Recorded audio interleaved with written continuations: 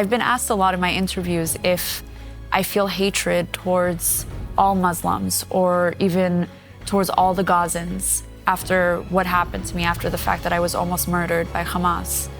And my answer was a quote by my mother. And she would always tell me growing up that holding a grudge is like drinking poison and expecting the other person to get hurt. And that's how I lead my life. I don't hold a grudge towards anyone because I know that that's not going to fix anything. It's not going to change what happened in the past. And it's not going to make for a better future. Welcome to Culture and Christianity. It's important that our faith doesn't just live inside a church building or inside our head. It's got to be expressed in our world. And I've got two guests I'm excited to introduce to you. Full transparency, we just taped an episode of Alan Jackson Now. The message was so important that I asked them if they would stay on and do a podcast with me. So I want to introduce to you two of my newest best friends. EJ Kimball is the Director of Interfaith Outreach and Engagement. Natalie Sanandaji survived the attack at the Nova Music Festival and is now a public affairs officer. They both work on behalf of the Combat Antisemitism movement. Welcome to Culture and Christianity. Thank you. Thank you. It's great to be here. This is such an important conversation, I think, for the people to hear. And Natalie, I want to start with you. You survived that horrific day on October 7th, and I know you've been making presentations all over our country. But can you take 5 minutes or so and give us a little window? I can't imagine. You're far more courageous than I. Thank you. So I was born and raised in New York, but as the daughter of an Israeli mother, I've been going to Israel almost every year my entire life, and that past summer was no different. I went to Israel and I found myself at the Nova Festival. Me and my 3 friends that I came with, we arrived at around 1 a.m. And typically with festivals like these, they go anywhere from 24 hours to 3 days. So you tend to bring camping gear with you, tents, sleeping bags, chairs, snacks, and you build your little campsite with your group before you go to start dancing. So we arrived, we dropped ourselves off at the campsite, and we danced for a few hours. And then at around 3:30, we decided we would take a rest, nap for a few hours, and wake up for the sunrise set of the festival, which is typically supposed to be the most exciting part. And instead of waking up to the sunrise set music, we woke up to the sound of rockets. And the way we were woken up is always so important for me to point out to audiences, especially American audiences. One of our friends who was on the dance floor when the first rockets were intercepted, she knew that we were sleeping and she wanted to come wake us up and make sure we were alert to the situation. So she came over and she was smiling and she was very calm and she kind of nudged us awake. And she was like, "Hey guys, good morning. I just wanted you to know a few rockets have been intercepted overhead, but it's fine, it's normal. It's normal for the area that we're in. It's also a holiday, which makes it even more normal. They tend to do this on holidays. You know, it's just to rustle our feathers a little bit." And she said, "It's going to be a few, it'll pass, the party's going to continue, nothing to worry about. I just wanted you guys to be awake and alert." And as the only American in my group, I was the only one who had never experienced rockets before. But I looked to my Israeli friends and I saw that they were calm and I tried to follow suit. And I always try to explain to American audiences, imagine being at a festival here in the United States and you're dancing and suddenly rockets are being intercepted over your heads. There's no way that you would react in such a calm manner. But unfortunately for Israelis, this is something they go through on a semi-regular basis. It's a way of life. Yeah. And it really is. Truly for them, a lot of people ask me, why didn't you start running right away?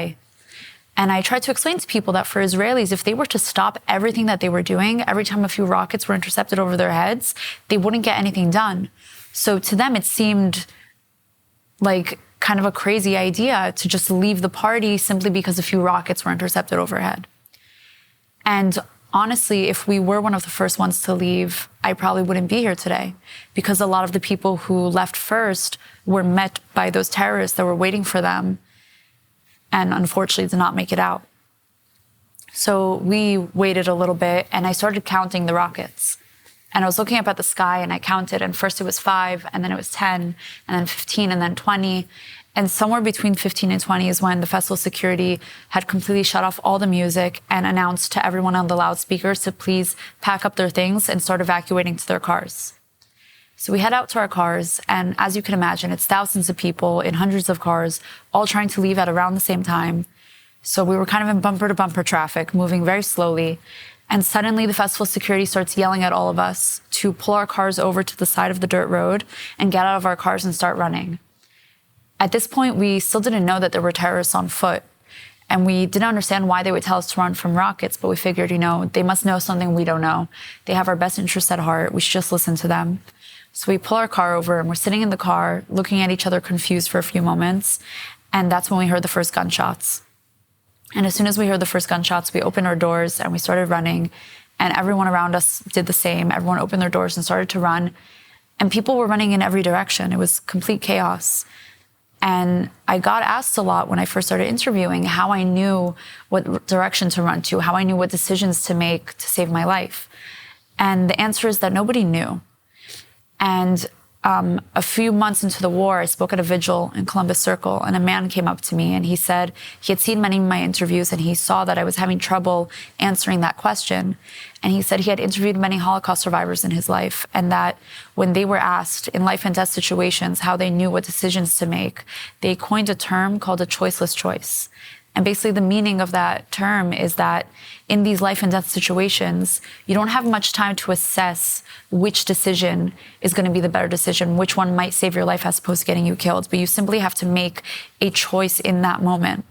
And that perfectly describes every decision we made while running from the Hamas terrorists. And one example of one of those decisions was about 3 hours into running. We passed by a group of friends that we knew from the festival, and they were all hiding in a ditch. There was about 10 or 15 of them. And they called us over and they told us, guys, come hide in this ditch with us. We're going to hide from the terrorists. And we started to crawl into this ditch. And one of the 3 friends that I came with, he stood at the top of the ditch. He didn't crawl in with us. And he looked down at all of us. And he started yelling at us. And he said, this is a horrible idea. If the Hamas terrorists find us, they're going to come from above us and shoot us all on the spot. We're not going to have any chance at survival. And Was he Israeli? Yes. Excuse me. Yeah. A lot of my friends asked if he's Israeli, and maybe that's possibly from army training, that he kind of understood that you should never be below your enemies. And he told us our only option for survival was to continue running. So we got out and we continued to run. And unfortunately for the friends that we left behind, he was right, because we found out about a day or 2 later that none of them made it out of that ditch alive. After running for about 4 hours, we were eventually saved by someone who lived in a nearby town. And after being saved, he brought us to his hometown of Patish, which was one of the nearest towns to get to safety at the time that the Hamas terrorists had not infiltrated yet. And from there, I left Israel. I went back home to my parents, and I started interviewing just about 4 days after the attacks. Wow. And for me, it was so important to interview, not necessarily to share my story, but to be a voice for all those who had lost their voice, all those who were taken hostage, all those who were murdered, all those who were too traumatized to speak out. And that's what I'm continuing to do today. It's been a little over a year, and I won't stop speaking out until all the hostages are home. Amen. And we can all pray that is soon. Thank you. Amen. It was. I went to the Israeli embassy in Washington to see some of the video footage, and it's really beyond description. It wasn't human in what we watched. So we are grateful for your voice. Don't stop speaking. Thank you. EJ, I know you work a great deal on behalf of anti-Semitism. Fancy word for hating the Jewish people. Mm-hmm. It's sad that we have to have a special word for that. What do you see in the States? Are we making headway? We've seen some horrific things. I hate to say there was any blessings that came out of October 7th, but personally, I felt like exposing the hatred that was on some of these celebrated university campuses was a gift. It exposed something that had been hidden in the darkness, and it's much better that it be exposed to the light so we can root it out. Tell us what you're seeing. So, as you mentioned, we saw this incredible rise in anti-Semitism on college campuses, but not just on the college campuses. We've been seeing this all over the country, whether it was businesses being attacked, Jews just walking down the streets being viciously assaulted. In the United States. In the United States. We've seen this all over, and to your point, yes, this is not something that started after October 7th. This had been going on for years and years, but it was more brazen. And one of the biggest challenges that we're seeing today with anti-Semitism is the normalization of it. Anti-Semitism has always existed, but it's been in the fringe. When anti-Semites come out and rear their ugly heads, people are very quick to condemn it. That is not going to be in our society. They get pushed to the side. But today, when it comes to Jew hatred, it's always about the context. And so this becomes something that's a debate. Well, is this okay or is this not okay? Which puts it into mainstream conversations that there's actually two sides to this equation, which there isn't. A society that allows this to fester and allows this to become normalized will eventually see that society go down the drain. This, what starts with the Jews never ends with the Jews, which is why it's so important and appreciate being able to speak here with you and to your audience, because as Christians, I do a lot of work with the Christian community in spreading this message about fighting anti-Semitism. And it's not just because it's the right thing to do to stand up for your Jewish brothers and sisters. This is also a threat to the Christian community. It's going after people that have their values and their faith and their identity. And if, God forbid, anti-Semites were successful against the Jewish people, it's not going to stop there. And we saw this last year at the Christmas tree lighting in Rockefeller Center. Protesters there, not the place where, yes, Jews go, but it is not there for the Jewish people, it's for Christians. And yet there are those pro-Palestine, which are really pro-Hamas protesters, outside the Christmas tree lighting. Who are they going after? Not the Jews, but people supporting Israel. Yeah. Well, I'm a pastor, so I believe the great forces that shape human history aren't primarily political, military, economic, they're spiritual. And the spirit that hates the Jewish people hates all God's people. So Christians shouldn't think they're going to escape that. But there's something, and I'm not going to try to be eloquent. I just want to have a conversation with a couple of new friends. I went to Israel for the first time when I was a boy. My parents took me. So I grew up with friends in Israel, imagining a unity with the Jewish people in general.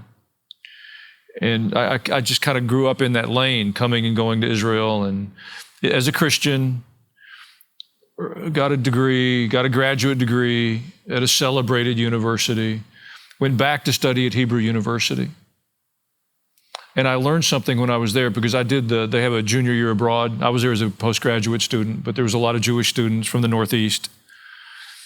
And as I got to know my friends there, it had never occurred to me how separate the Jewish community felt, because that hadn't been my personal experience. But I felt their isolation. And I think in this conversation, it's important in the United States, we have to recognize that we need one another and we have to stand together. And we're taught here that racism is about skin color and about our history of slavery. And there's some horrific things in that story. But the Jewish community and the Christian community are highly separated, and we're weaker because of it. We need one another. And I think anti-Semitism can flourish because of that wall of separation. And I know that more than anything I learned in the classroom in Israel, I came home determined to build bridges with the Jewish communities in the States. And I know you see that, but how do we deconstruct that separation? So I think it's very important from the Christian community to stand up and speak out when anti-Semitism happens. even if it's something as simple as going to a local synagogue and just saying to the rabbi, we heard of what happened. It's awful. We're here for you. And it can be nothing more than that. But that right there speaks wonders. After October 7th, I live in an area, there are not a lot of Jews in my immediate neighborhood, but people knew that we were Jewish, and neighbors that I had never spoken to just said, "How are you doing?" Because they knew. And that, all they had to do was ask. And that meant so much because I knew that they actually cared and they understood. And, I'm wearing a pin recognizing the hostages that are being held in Gaza. And I was in Washington, D.C., going to a meeting, and I walk into a building, and the guard there he's checking to send me up to the floor, and he asks me about the pin, and so I tell him what it is, and he said, "That's what I thought. I haven't seen anyone wearing that." And this was back in January. And I didn't wear it all the time, but he pulls out of his shirt a Jewish Star of David with a cross, Christians supporting Israel. And I recognized and realized at that moment, there are so many people who are just appalled at what they're seeing. But the other side is so loud that you think their numbers are so large that actually the people supporting Israel and the Jewish people are the minority, when the reality is it's the vast majority, but Absolutely. People are afraid to show it. And so after that, I decided I need to wear this and not be afraid of it. And that's what we need. We need people to stand up and just call out this evil for what it is. And that will help start pushing it back into the corners and hopefully into the dustbin of history. Amen. Well, you mentioned the hostages. As we sit here today, more than a year after the event, there's still hostages. That seems unimaginable to me. I would have preferred the President of the United States said on October the 8th, "We will hunt you behind every rock, behind every pillar, until the U.S. hostages and every other hostage is released. And you will rue the day if one hair on any of their heads is harmed." Tragically, we didn't hear that. We left it to Israel. We can pray. Natalie, I want to change directions a little bit. You've got some real connections in Iran. And Iran is certainly front and center in the news as a part of this cycle. Help us understand a little bit, a better way to understand than the sound bites we hear on the evening news. I think as not only a survivor, but as the daughter of also an Iranian father and having an Iranian last name, when the Iranian diaspora sees my interviews, as opposed to other survivors who are speaking out, I get a lot of messages of love and support from the Iranian diaspora that I think a lot of other survivors don't receive. And I think that's something a lot of the world as a whole, but also especially the American audiences don't seem to understand, is that the Iranian diaspora and the citizens currently in Iran are on the side of Israel, and they see Israel as their only hope for a better future, because they have not succeeded at removing this terrorist government that is controlling them, that is killing their innocent people. And for the first time, they have someone who's stronger than the citizens within Iran that can hopefully remove this horrible government and give them a chance at a better future. So it's kind of the first time in my life where I see my two backgrounds coming together, and they're really on the same side, and they really have the same goals. And for me, it's been an incredible experience to be able to speak out, not only on behalf of the survivors, not only on behalf of the Jewish people as a whole, but also on behalf of the Iranian people. Because more than anything, I want to see a good future for them as well. We used a quote, I want to come back to the diaspora in a moment, but we used a quote in the broadcast we did just a moment ago from your mom about drinking poison. Can you tell the listeners about that? So I've been asked a lot in my interviews if I feel hatred towards all Muslims or even towards all the Gazans. after what happened to me, after the fact that I was almost murdered by Hamas. And my answer was a quote by my mother. And she would always tell me growing up that holding a grudge is like drinking poison and expecting the other person to get hurt. And that's how I lead my life. I don't hold a grudge towards anyone because I know that that's not going to fix anything. It's not going to change what happened in the past. And it's not going to make for a better future. That is such wisdom. I'm going to use that quote. I'll give you credit once. After that, it'll be mine. Oh, fine. That's fair. But you mentioned the diaspora, and it's a word that I'm sure a lot of our audience doesn't use a lot. For almost 2,000 years, the Jewish people didn't have a national homeland. You were scattered to the nations of the world. And so the diaspora was used to refer to that Jewish community scattered throughout the world. And in 1948, when the modern state of Israel was born, there were Jewish communities in all the nations of the Middle East. In Iran, throughout the nations of the Middle East. And in general, the response of those nations when the modern state of Israel was born was to expel their Jewish communities. They'd been there for hundreds of years, and they lost their place. In the modern state of Israel, there's more than 1 million Israeli citizens who are Arab, so it really is an inaccurate representation of the reality on the ground that Israel is this apartheid state that is expelling people. In reality, the other nations in the Middle East expelled the Jewish community.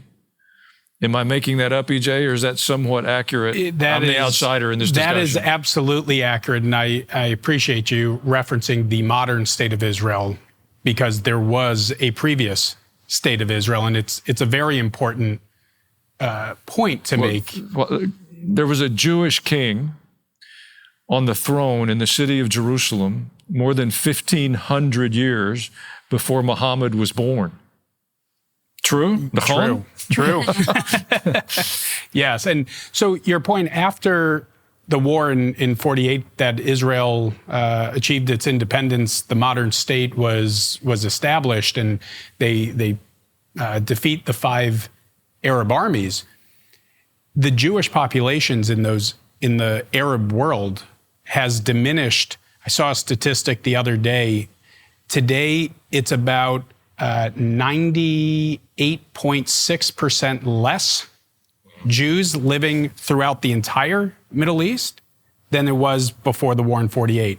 Whereas if you look at the Arab population in Israel, or just take Gaza, for example, where Israel, this libel of Israel's committing genocide in Gaza, there were about 300,000 Arabs living there. And today we're talking 1-2 million are living there. That's the opposite of a genocide. Either that or we're just really bad at genocide. Yes, and actually, to Natalie's, point about not holding a grudge, if you actually look at what Israel's been doing since October 7th, they've been very clear. This isn't about retribution. This is about securing the state of Israel, the people of Israel, the whole region to have a better future.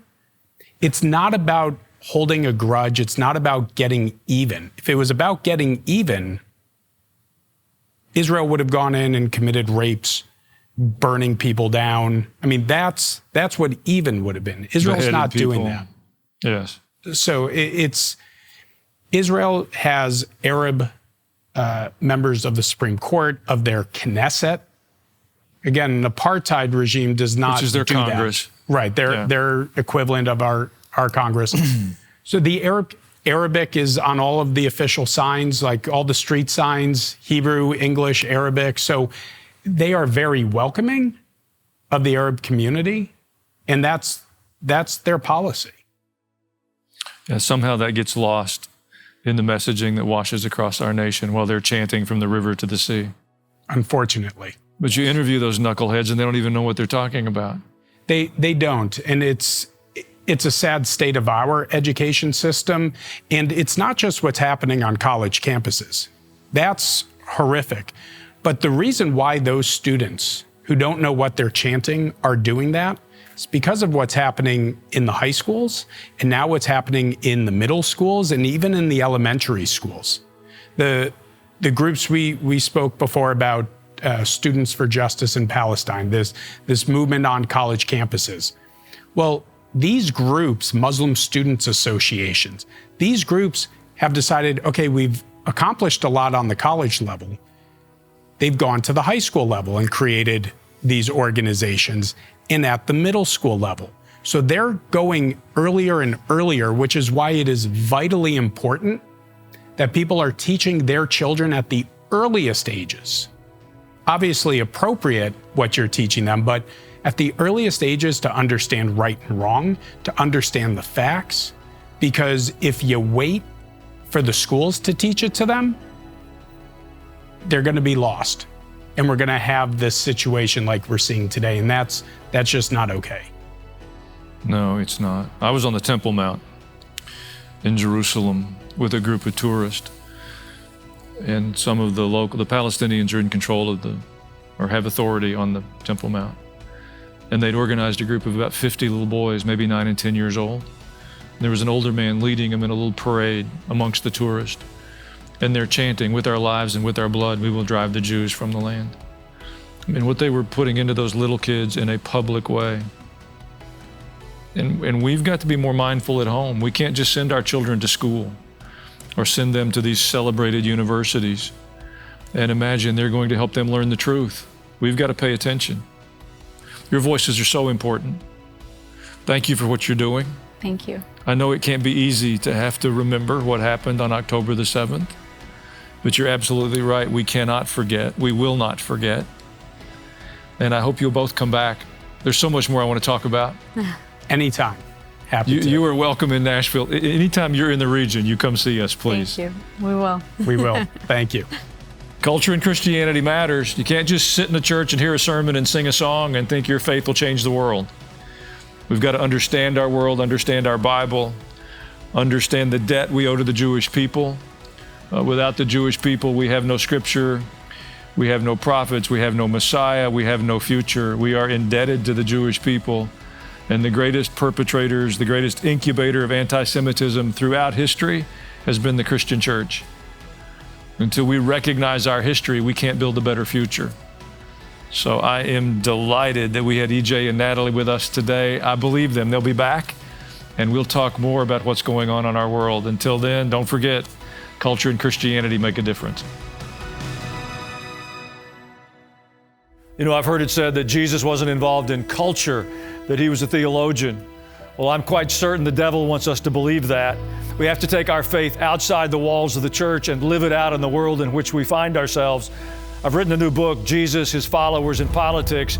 It helps us take our biblical worldview into the culture and be difference makers. Folks, we can't hide in the churches and preach sermons. We've got to make an impact in this world with the good news of Jesus Christ. This book will give you a template, a roadmap for doing just that. I believe it'll be a blessing to you.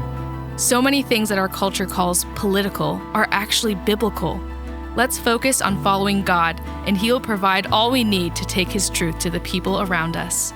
Request your copy of Pastor Allen's new book, Jesus, His Followers, and Politics, when you donate $25 or more today. Just go to allenjackson.com or call 800-880-5102.